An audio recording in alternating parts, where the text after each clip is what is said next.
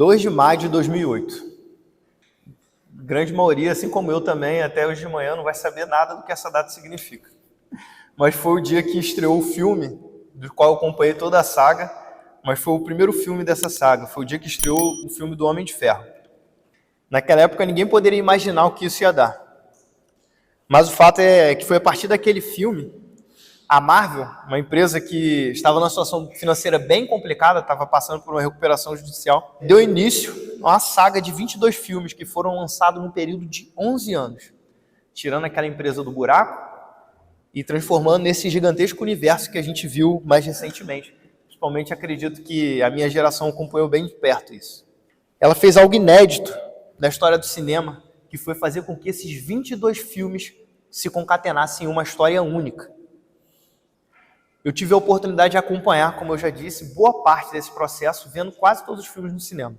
E o último filme não poderia ser diferente. Eu tive na estreia, e salvo engano, acho que eu fui mais outra vez ainda ver esse filme. Tamanha empolgação que eu estava. Não é segredo, eu acho que para ninguém, que no final desse filme, um dos personagens principais, o Homem de Ferro, o mesmo que deu início a toda essa saga, ele morre num ato sacrificial para salvar todo o universo. E após todo aquele momento dramático da morte do Homem de Ferro, todo aquele clima, surge um epílogo na história, concentrado em alguns personagens, mas tem um epílogo do próprio Homem de Ferro, agora já morto, com uma mensagem póstuma gravada, falando aos seus amigos e à sua família. E ao fim dessa mensagem, ele diz a seguinte frase: parte da jornada é o fim. E de fato, quem acompanhou essa saga durante 11 anos viu esse filme sob forte comoção. Era impossível não pensar em como nós chegamos naquele momento, somente nós, aqueles que acompanharam esses 11 anos de filme. Como nós, lá atrás, no ano de 2008, não tínhamos ideias de que iríamos em diversas estreias e de que as salas de cinema se converteriam em mudanças de vibração no meio de um filme, como se vê somente num estádio de futebol. Quem diria lá em 2008 que esses 22 filmes transformariam essa experiência de quem vai ao cinema? Mas chegamos naquele momento e chegamos àquele epílogo. O personagem que deu início a tudo isso estava se despedindo da grande tela. Isso teve um peso muito grande sobre o público que acompanhou toda essa saga. Ele havia sido o começo e agora era o final. Grandes histórias têm esse poder sobre o público. O final delas nos impacta de uma forma inexplicável. E é dessa forma também que vemos a história da vida de Paulo, o grande missionário que viveu para a glória de Deus, estava chegando ao seu final. A história daquele homem que se converteu, vendo o próprio Cristo, enquanto ele perseguia os cristãos. Aquele homem que caiu cego e foi curado. Aquele homem que enfrentou naufrágios, aquele homem que viu a morte por diversas vezes. Aquele homem que se fingiu de morto, desceu a muralha de uma cidade num cesto. Aquele homem que fez coisas maravilhosas em prol do Evangelho. Estava chegando ao seu fim. E aqui, nessa epístola, a gente vê o seu epílogo. A história final de um homem que viveu e morreu para a glória de Deus. Mais uma vez, precisamos relembrar o contexto dessa epístola. Ela foi escrita por esse homem, Paulo, em um momento que ele estava de cadeias. Paulo, o apóstolo, havia sido preso por conta da pregação do Evangelho. E ele estava convicto que seria condenado à morte. Então ele escreve a Timóteo, a quem ele chama de filho amado. Timóteo era um jovem pastor, a quem ele havia enviado a Éfeso 6 anos antes dessa epístola, para pastorear a igreja dessa cidade, que estava passando por diversos problemas. Paulo desejava ver seu amigo antes do seu fim. Mas ciente de que isso poderia não ocorrer, Paulo deixa diversos conselhos e mensagens de encorajamento para Timóteo. Nas últimas 2 semanas, acompanhamos a exposição disso. Nós vimos Paulo convocando Timóteo para uma vida corajosa e também o vimos convocando para a batalha que estava diante do servo de Cristo. E agora, vemos aqui diante de nós o fim disso. Aqui nós vemos Paulo em seu epílogo. E neste texto, vemos no seu início Paulo afirmando que o seu tempo havia chegado ao fim. Ele não alimentava nenhuma esperança de que não morreria. Paulo afirma que está sendo oferecido como libação. A libação, no contexto judaico, era uma oferta de vinho, que ela era derramada gradativamente sobre o sacrifício. E este era o ato final de toda a cerimônia sacrificial naquele contexto. Para Hendricks, comentando sobre esse texto, essa ilustração representa de forma muito adequada a decadência gradual da vida de Paulo. Haja visto que Paulo estava apresentando a sua vida a Deus como oferenda. E a gente entende que Paulo via a sua vida como um sacrifício vivo a Deus. Então ele considerava que aquele momento era o ato final da vida sacrificial que ele havia vivido. E quando lemos o texto em que ele diz haver chegado o tempo da sua partida, temos de ter em mente que a palavra que ele usa aqui para partida é a mesma palavra que era usada por marinheiros daquela época para se referir a um navio que saía do porto. Naquele momento em que o navio soltava suas cordas, a qual nós chamamos de espia, do cais, aquele momento em que as cordas eram recolhidas para o navio e o navio estava solto para navegar e ir mar afora, eles usavam a mesma palavra que Paulo falou para falar de sua partida, pois Paulo estava desatracando dessa terra. Era isso que estava acontecendo com Paulo. Com isso ele está dizendo que está partindo desse mundo. Paulo também relata sobre a sua condição solitária, pois agora, dentre todos os companheiros que possuía, ele contava somente com a companhia de Lucas. Ele fala a apostasia de um certo Demas, que foi um companheiro seu por um tempo. Paulo cita o seu nome como um colaborador. Ao lado de Lucas, nas epístolas aos Colossenses e Filemão, Paulo diz que esse Demas era um colaborador seu. Mas infelizmente agora, Paulo o apresenta como alguém que amou mais o presente século e escolheu abandoná-lo no momento de dificuldade. Além disso, Paulo relata como ele teve de ver seus companheiros fiéis sendo chamados para locais distantes dele. E mesmo que esses últimos, como é o caso de Tito, não tenham abandonado de forma posta, como foi o caso de Demas, isso não muda o fato de que Paulo agora estava ficando cada vez mais solitário. Então ele apresenta os seus últimos pedidos a Timóteo. E um desses pedidos é de que Marcos venha junto dele, pois é muito útil no ministério. Esse Marcos é o mesmo Marcos que foi o pivô da briga entre Paulo e Barnabé. É o mesmo Marcos que nós vemos lá em Atos, capítulo 15, do verso 36 ao 40, no qual Barnabé está convicto de que quer levar Marcos em mais uma viagem missionária, ao passo de que Paulo não deseja fazer isso. Haja visto que na última viagem que eles fizeram junto de Marcos desistiu no meio da viagem, causando um certo problema, tanto para Paulo como para Barnabé. Mas essa divergência de opinião entre os dois foi tão forte, que Paulo e Barnabé se separaram desde aquele momento, por conta justamente de Marcos. Esse mesmo Marcos, a qual Paulo fala agora que quer que Timóteo o traga junto. Paulo também pede a sua capa, que é uma espécie de casaco, de agasalho para se proteger do frio. Ele estava chegando no inverno, a sua cela não era confortável. Ele queria se aquecer naquele momento. E também nesse momento, curiosamente, ele pede seus livros. Não tem os seus conteúdos especificados de o que tinha nesses livros, mas não é um absurdo a gente inferir que eram livros relacionados às escrituras, que eram os escritos dos profetas. Mas ele pede esses livros nesse momento final de sua vida. Então, depois disso, ele deixa claro onde ele deposita a esperança dele, que é no fato da garantia de que o Senhor o levará a salvo para o reino celestial. Assim, Paulo manda suas últimas saudações a uma lista de amigos que são irmãos em Cristo e que ele tem convicção de que provavelmente só os reencontrará novamente na vida eterna.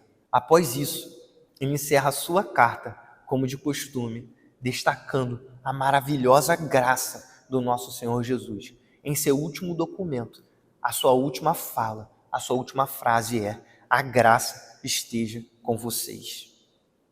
Estes são os últimos escritos do apóstolo Paulo. São os últimos dos quais temos registro e acesso. Estes eram os seus momentos finais. Este era o seu epílogo. Sua história havia se encerrado.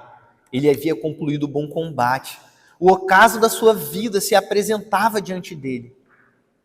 Não sabemos se ele conseguiu ver Timóteo, mas a mensagem enviada a Timóteo, de certa forma, também foi enviada a nós, a Igreja de Cristo. Os ensinamentos destinados a Timóteo se tornam lições para todos os servos do Senhor.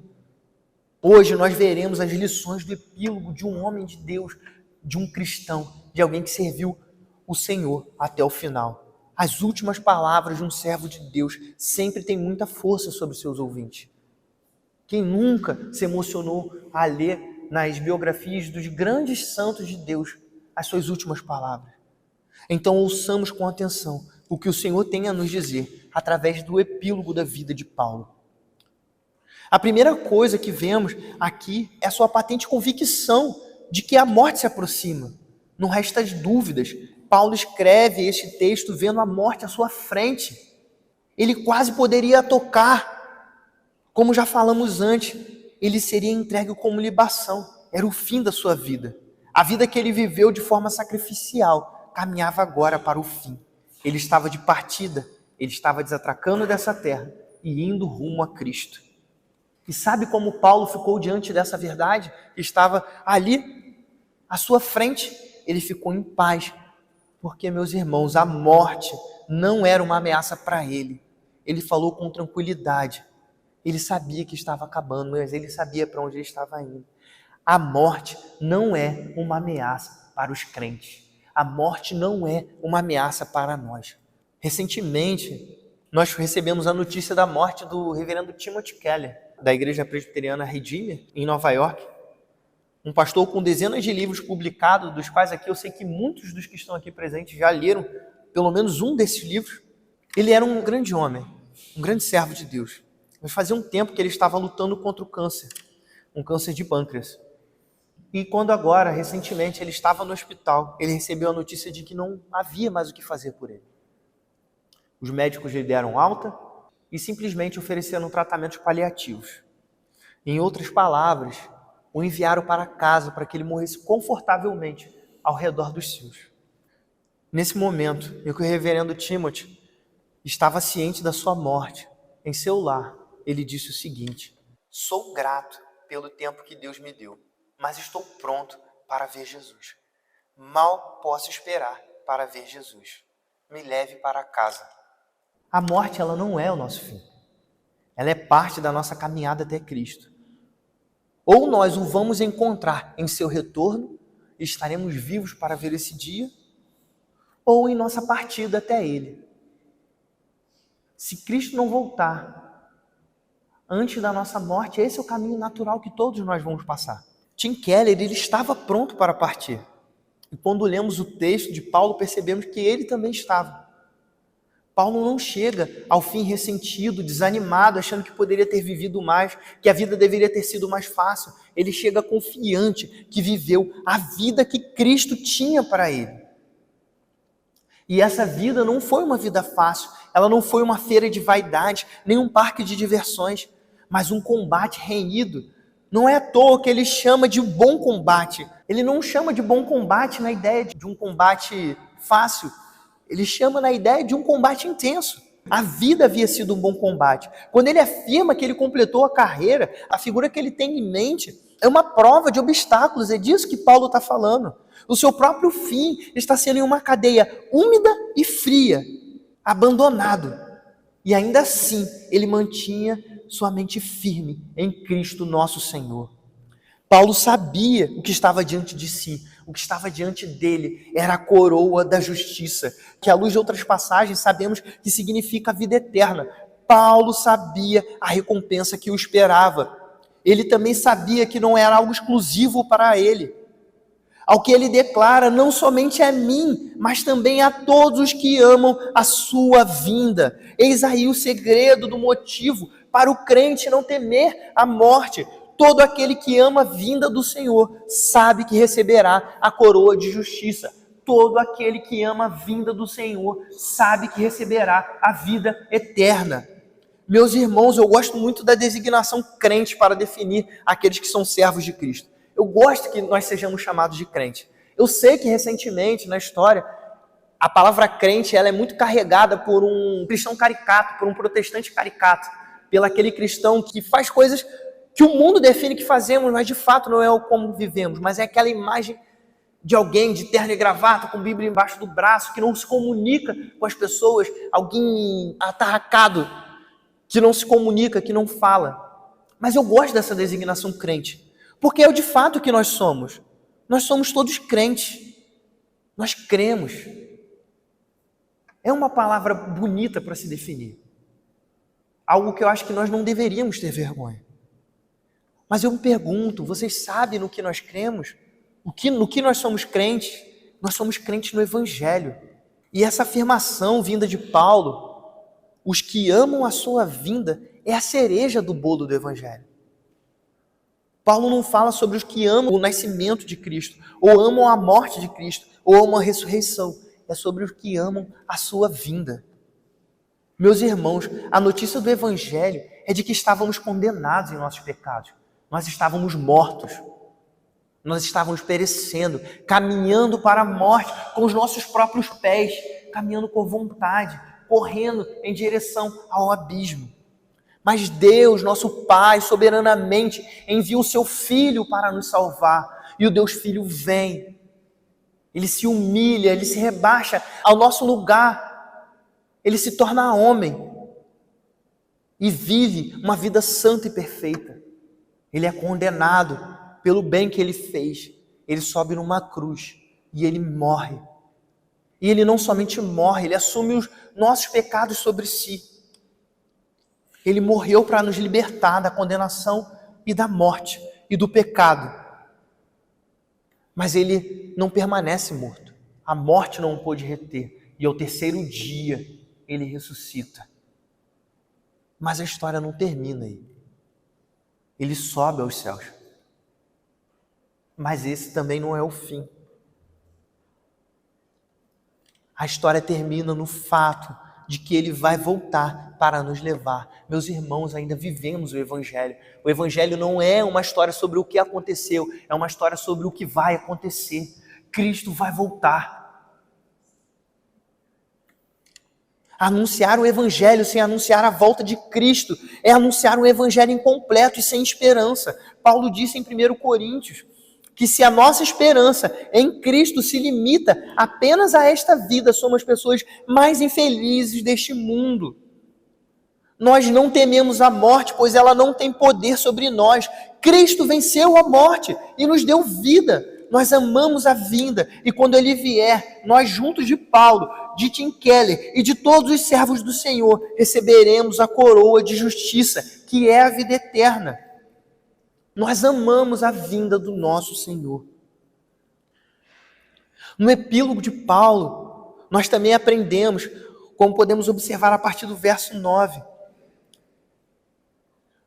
Nós aprendemos junto aos últimos pedidos de Paulo. Ele está em uma posição desconfortável e solitária.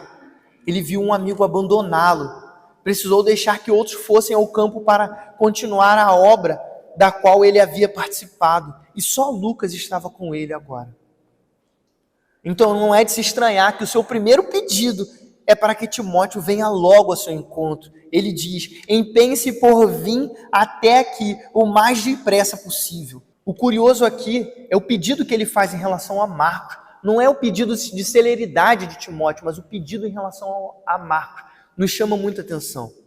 Como nós já comentamos, Marcos era uma figura central na briga entre Paulo e Barnabé. Imagina quanta tristeza Paulo e Barnabé tiveram por causa daquele episódio.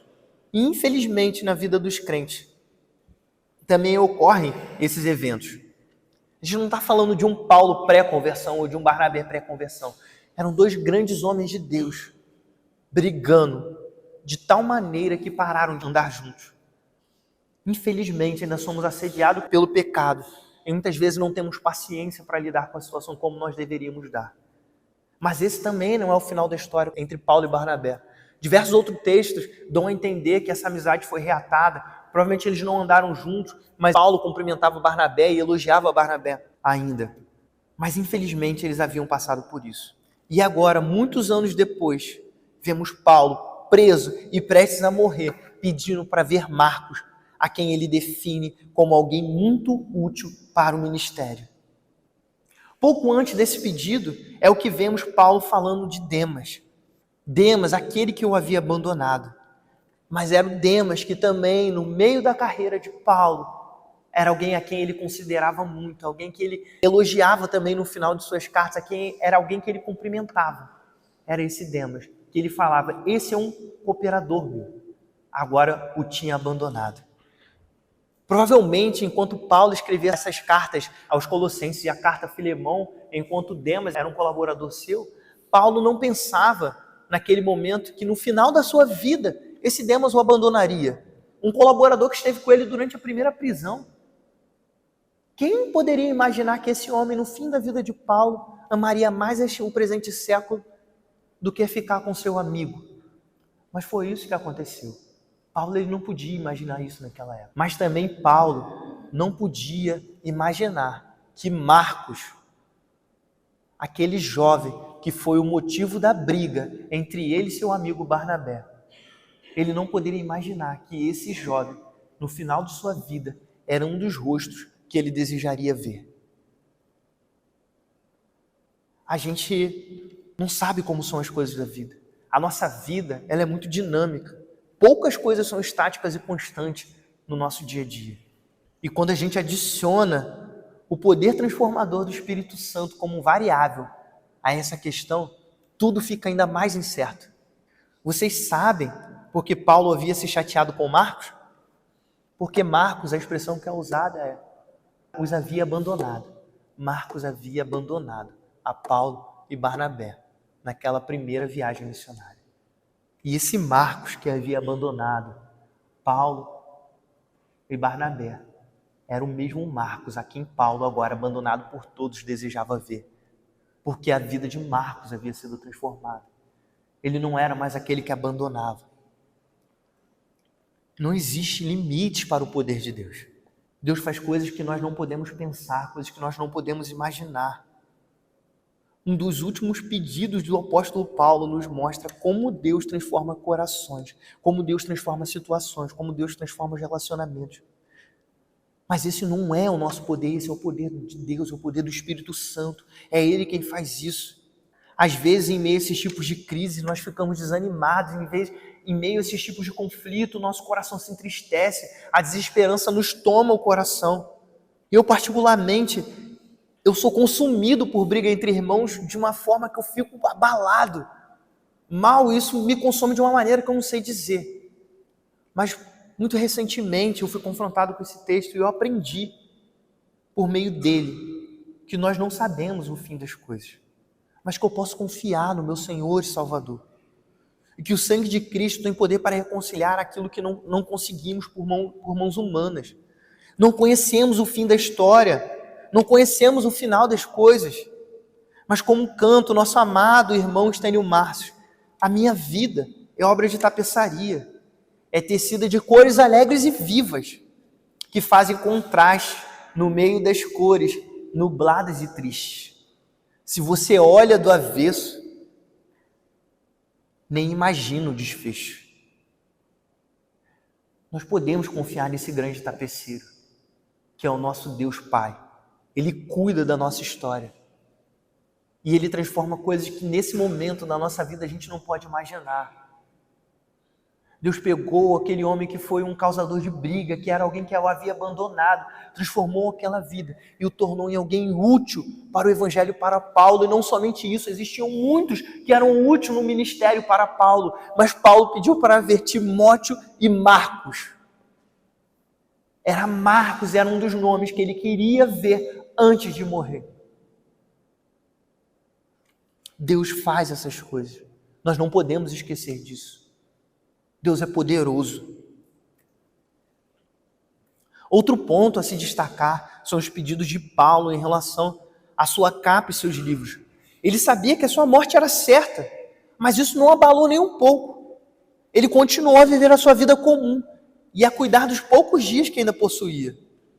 Apesar de sermos chamados para uma vida eterna, apesar de sermos chamados dessa terra para a terra que há de vir, ainda vivemos nessa terra, a qual Deus também nos chamou para vivermos aqui.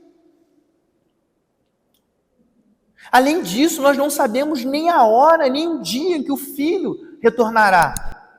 E isso também é verdade sobre a nossa própria morte. Quem é o homem que pode adicionar um dia à sua vida? Nós não sabemos qual é o dia que a nossa vida há de se findar. Portanto, ao exemplo de Paulo, independente da nossa situação, vivamos diante do Senhor como se Cristo fosse voltar hoje. Eu não estou falando que isso quer dizer que devemos viver com medo de pecar, com medo de falhar, porque Jesus pode voltar, aquele terror que existia, por muitas pessoas enfrentaram. Não é disso que eu estou falando. Eu estou falando que nós somos chamados a viver uma vida para a glória de Deus. Nós somos chamados para viver a nossa vida ordinária para a glória de Deus. Você sabe o que quer dizer a vida ordinária? É aquela vida comum da qual você acorda, toma um café da manhã, vai para o seu trabalho, ou vai cuidar do seu filho, ou vai cuidar da casa, ou vai para a faculdade, almoça, passa a tarde, assiste um filme com a sua família, assiste um filme com os amigos, termina o dia e dorme. Essa é a vida ordinária que nós fomos chamados para viver, considerando que Cristo pode voltar hoje, amanhã, daqui a 1000 anos, daqui a 2000 anos, considerando que nós podemos morrer ao sair daqui. É essa a vida que nós fomos chamados para viver. Certa vez, Lutero foi questionado sobre o que faria se soubesse que o mundo acabaria no dia seguinte. Ele respondeu o seguinte: se eu soubesse que o mundo acabaria amanhã, hoje eu plantaria uma árvore. A sua resposta apontava para o fato de que isso não mudaria em nada a sua vida.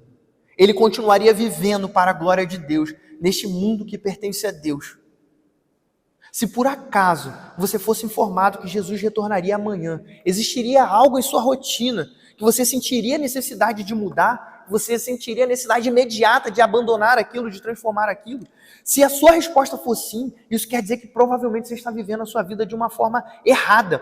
Ou pior ainda, você tem uma concepção errada do que é viver para a glória de Deus. Meus irmãos, quando vocês oram para a glória de Deus. Mas quando você assiste um filme, você também assiste um filme para a glória de Deus. Quando você lê a Bíblia, você lê para a glória de Deus. Mas quando você almoça, você também almoça para a glória de Deus. Quando você faz jejum, você jejua para a glória de Deus. Mas quando você brinca com seus amigos, você também o faz para a glória de Deus. Quando você vem para a igreja, você vem para a glória de Deus.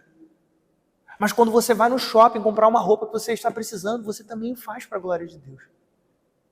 A nossa vida para a glória de Deus não se divide entre aquilo que é santo e aquilo que é profano. Deus não nos chamou para sermos uma coisa aqui ou sermos outra coisa lá fora. Nós fomos chamados para ser crentes todos os dias, todos os instantes da nossa vida. E isso quer dizer que a gente não se preocupa no sentido de que, meu Deus, Cristo pode voltar amanhã, eu posso morrer no minuto seguinte. Não, a gente não se preocupa com isso porque a gente vive para a glória de Deus. E essa é a concepção que nós devemos ter em relação ao que é viver para a glória de Deus. Viver para a glória de Deus não é passar 24 horas por dia orando, jejuando e só lendo a Bíblia. Viver para a glória de Deus é conseguir se alimentar para a glória de Deus, é conseguir se dirigir num trânsito inacabável, com pessoas cortando a sua frente, para a glória de Deus.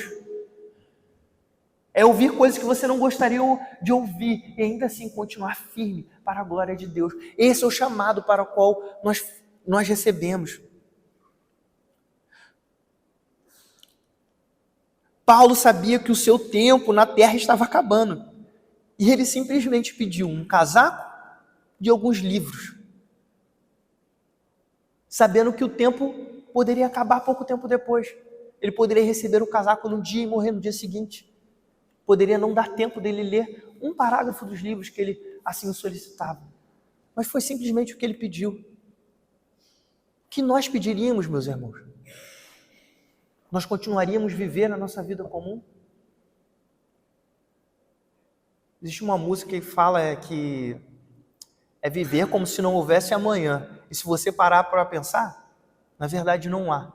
Há verdade nessa música. Há verdade nisso.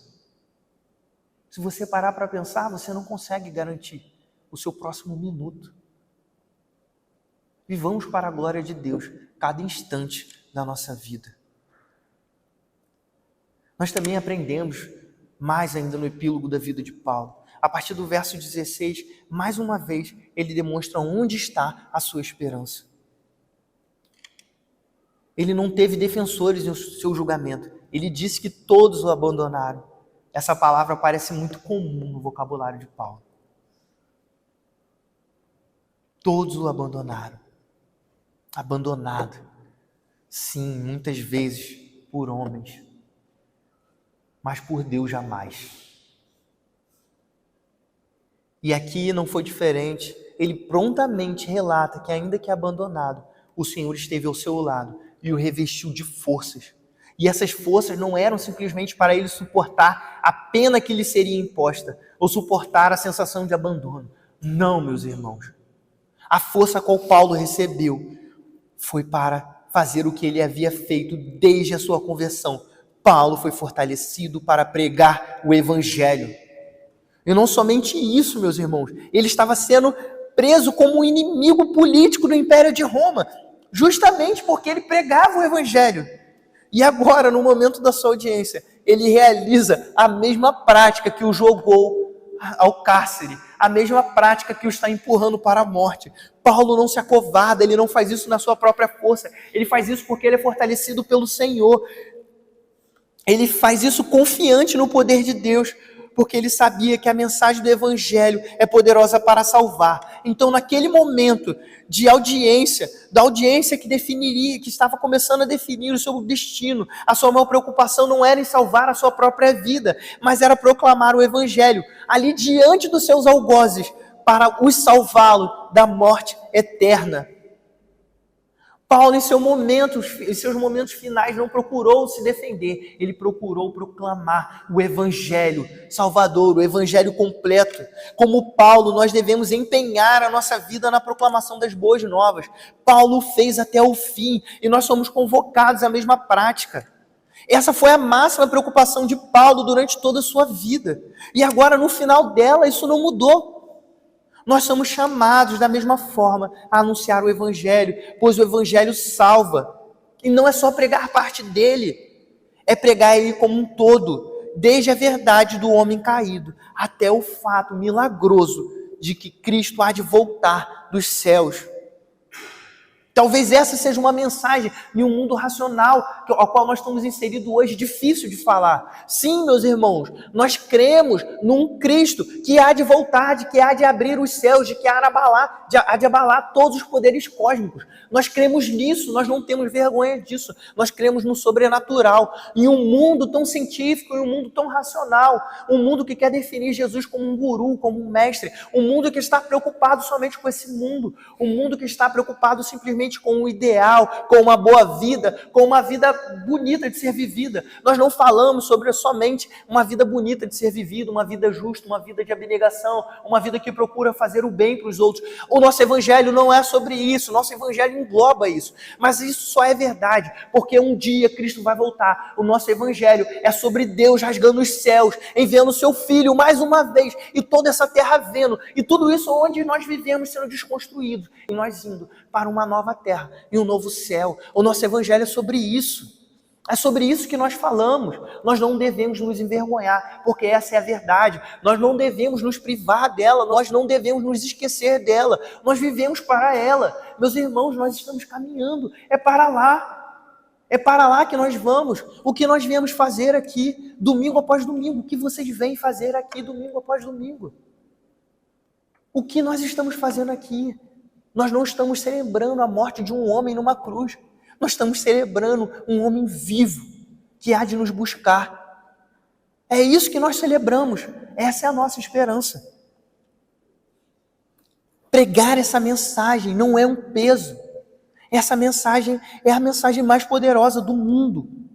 Pregá-la não é um peso, não é vergonha. É um privilégio. Quão formosos são os pés dos que anunciam coisas boas. Quão formosos são os pés do que anunciam coisas boas. Paulo está ciente da proximidade da sua morte. Já a confirmou diversas vezes em seu texto. E ainda assim, ele afirma que foi liberto da boca do leão. Mais uma vez, meus irmãos, a morte não tem poder contra nós. A morte, onde está o seu aguilhão? A confiança de Paulo é na certeza de que o Senhor o levará a salvo para o reino celestial.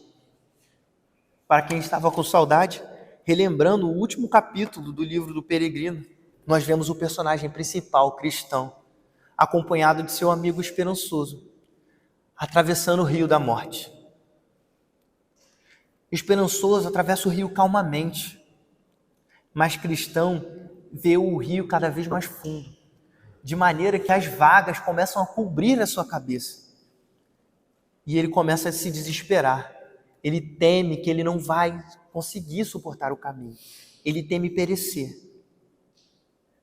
O esperançoso fortalece. E repentinamente o cristão relembra as promessas de Deus sobre a vida eterna. E ambos chegam ao outro lado do rio, em segurança. Para alguns de nós, essa travessia poderá ser mais tranquila, como foi a de esperançoso.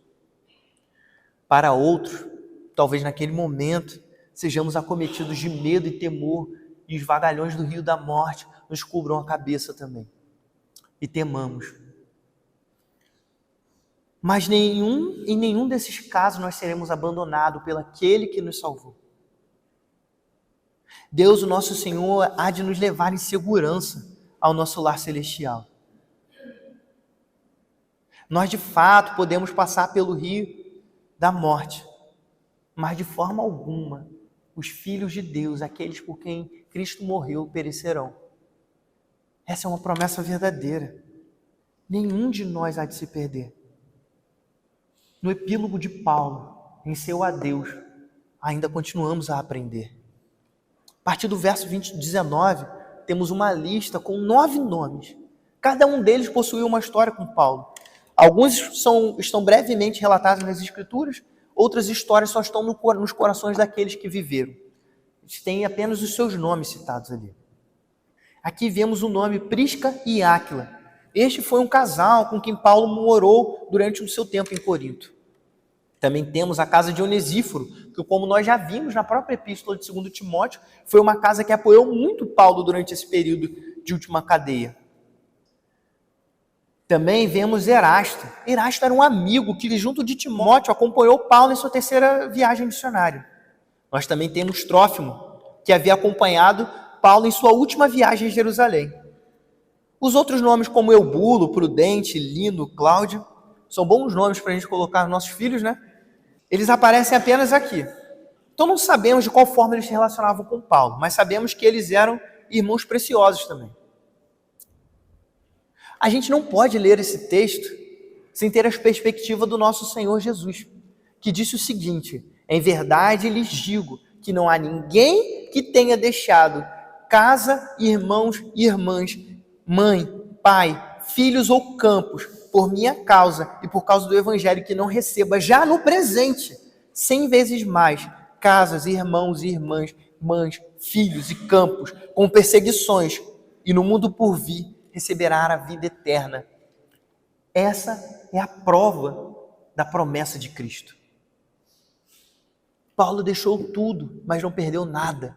Ele ganhou 100 vezes mais irmãos, filhos e filhas em Cristo Jesus. Mesmo em meio às perseguições que Paulo sofreu, ele sempre teve uma lista no final para enviar cumprimentos. Como vimos, alguns irmãos deixaram essa lista, como foi o caso de Demas. Outros foram adicionados depois. Assim é a nossa caminhada cristã. Nos lugares onde passamos, nas faculdades onde estudamos, nos empregos onde trabalhamos, viajando a outro país ou na própria vizinhança. Sempre conhecemos novos irmãos. E muitas vezes nossas almas se apegam de uma forma inexplicável para isso. Nesse final de semana a gente teve um exemplo claro do que Deus faz. Alguns dos nossos jovens foram a um casamento lá em São José dos Campos.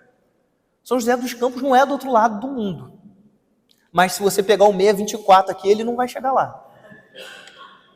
Então é uma viagem considerável. E olha que o 1024 ele vai em bastante lugar, né? Não escolhi esse número à toa. Mas é uma viagem considerável. Ir até São Paulo para ir num casamento.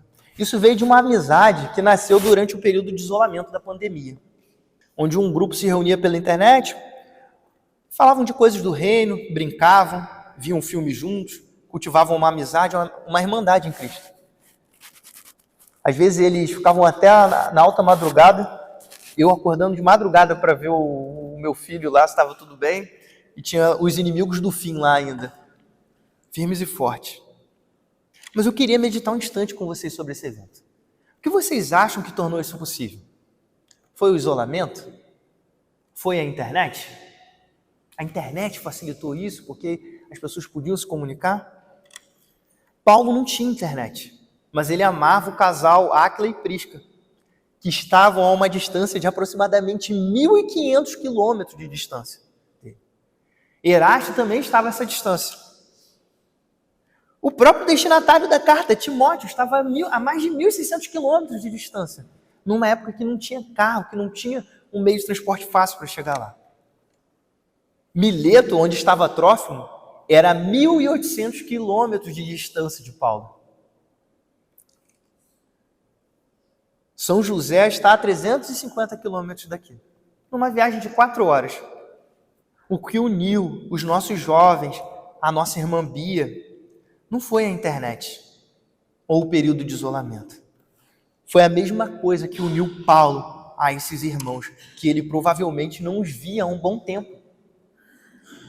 Foi o sangue de Cristo. Meus irmãos, a nossa caminhada até Cristo é feita em comunidade. A gente não vai sozinho. A gente não caminha esse percurso sozinho. Essa comunidade, ela não é unida geograficamente e nem temporalmente. Ela não depende de se ver todos os dias ou se falar por mensagens a cada instante. Ela é unida pelo sangue de Cristo. Ela é unida em Cristo Jesus. E esse elo, ele não pode ser quebrado por nenhum de nós, pois não foi feito por mãos humanas, não fomos nós que fizemos isso, mas foi feito por Cristo na cruz. O adeus de Paulo nos faz olhar para os lados e ver que não estamos sozinhos nessa caminhada. Estamos entre irmãos. Nós não vamos para lá sozinhos, nós não vamos ficar sozinhos. Esse percurso nós fazemos lado a lado com os irmãos que estão aqui conosco. Nós fazemos lado a lado com os irmãos que estão em São José dos Campos conosco. Nós fazemos lado a lado com os irmãos que estão na África, que estão em Singapura, que estão em diversos outros locais do mundo, celebrando nessa data que Cristo veio ao mundo, morreu por nós, ressuscitou, subiu aos céus e vai voltar. Nós estamos unidos na esperança da volta de Cristo. Há uma miríade de irmãos, não somente hoje, mas em toda a história da igreja. Nós estamos unidos a esse irmão, independente do tempo, aos que vieram antes e aos que virão depois.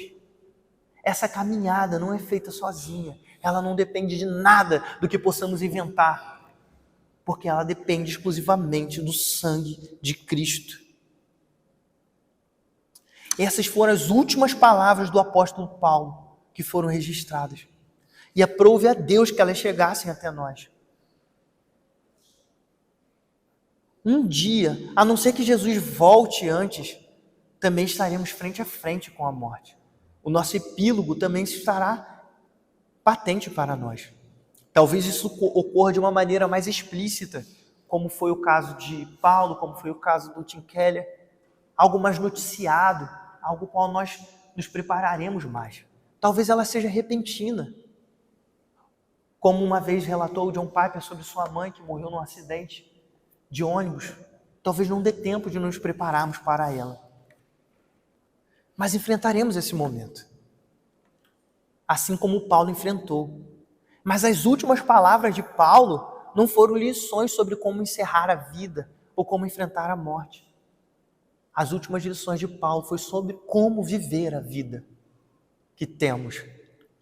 Paulo nos ensina que a morte não é um inimigo a ser temido. Ela não tem poder sobre nós, os filhos de Deus. Assim como ela não teve o poder de reter a Cristo. E Cristo fez com que a morte também não pudesse nos reter.